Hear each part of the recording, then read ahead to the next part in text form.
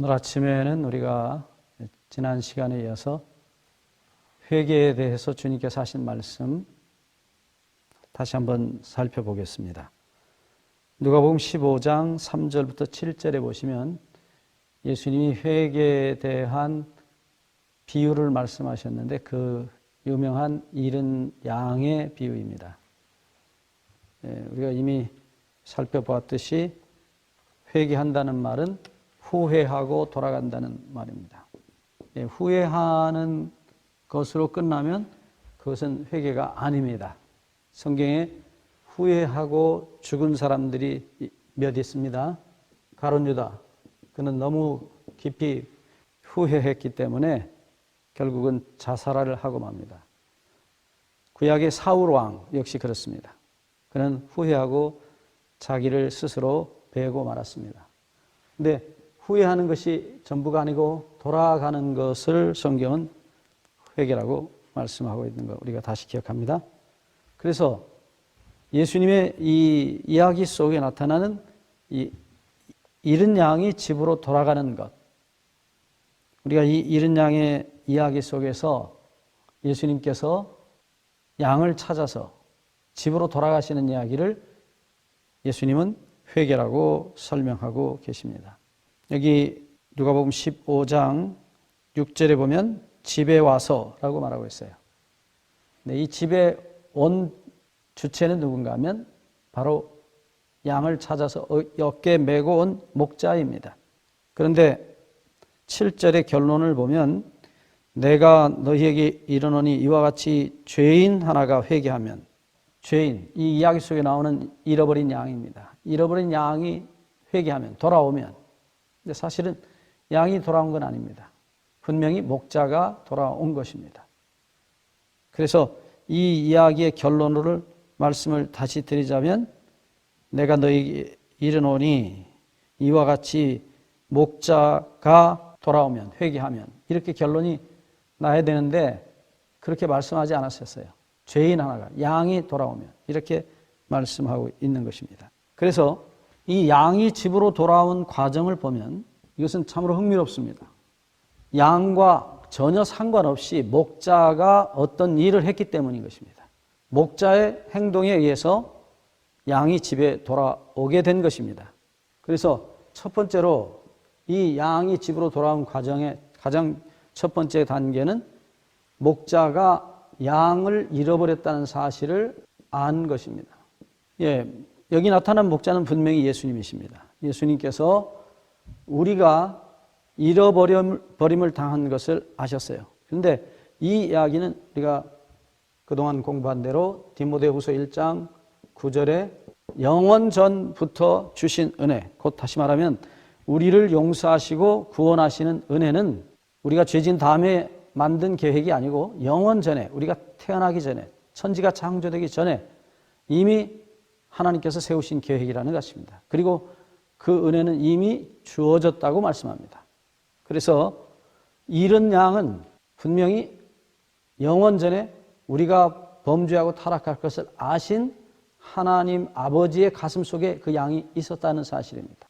그래서 우리가 성경에 거듭거듭 말씀하는 대로 이 하나님의 아심, 영원 전부터 우리의 타락할 것을 아신 그 아신 계획, 그 은혜가 우리를 구원하는 은혜를 다시 만든 것입니다. 그래서 영원 전부터 주신 은혜라는 말이 나타난 것입니다. 두 번째, 목자가 양을 찾기로 결심한 것입니다.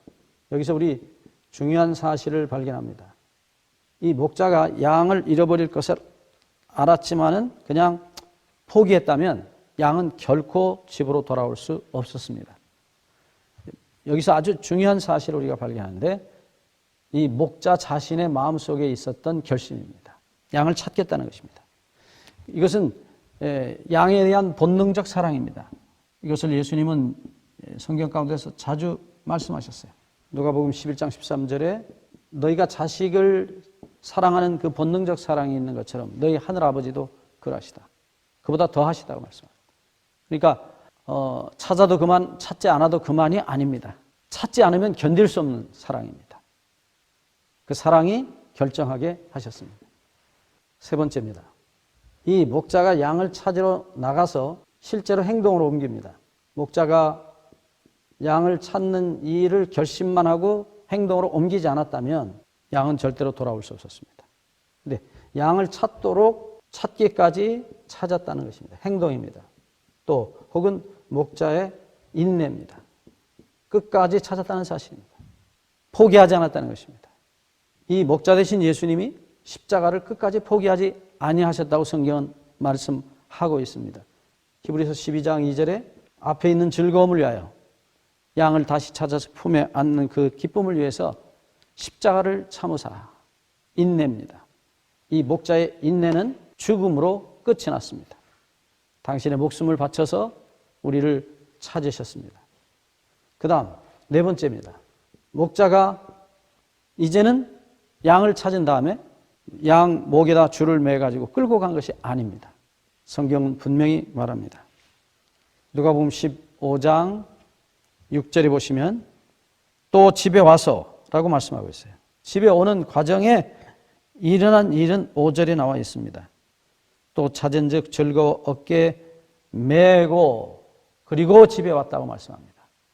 그래서 이 목자가 양을 찾은 다음에 목에다 줄을 매가지고 끌고 온 것이 아니고 목자가 양을 업고 돌아왔다는 사실입니다.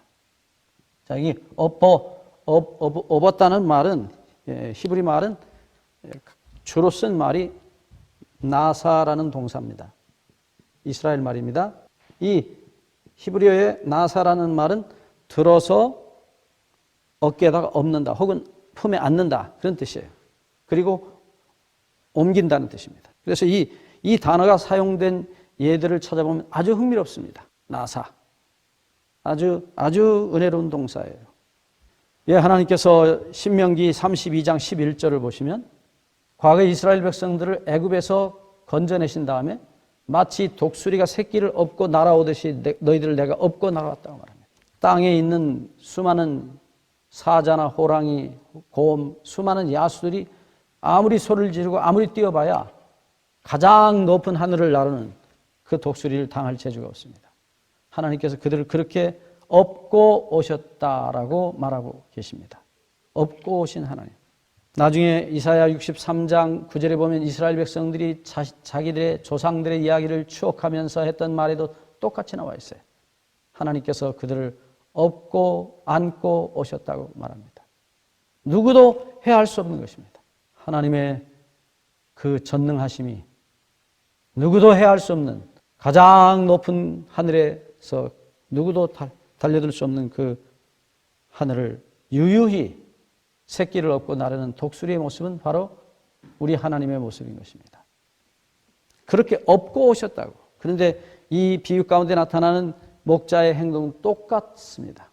양을 등에 업은 것입니다.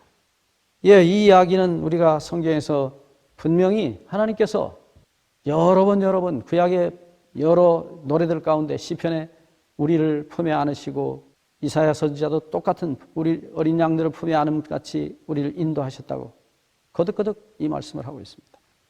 그래서 업고 돌아오시는 예수님은 에베소 2장 5절과 6절에 이렇게 말씀합니다.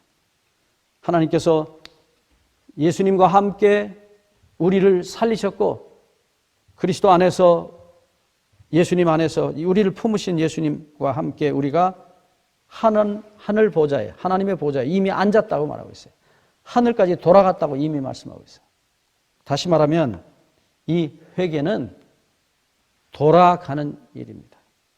아버지 집으로 돌아가는 일입니다.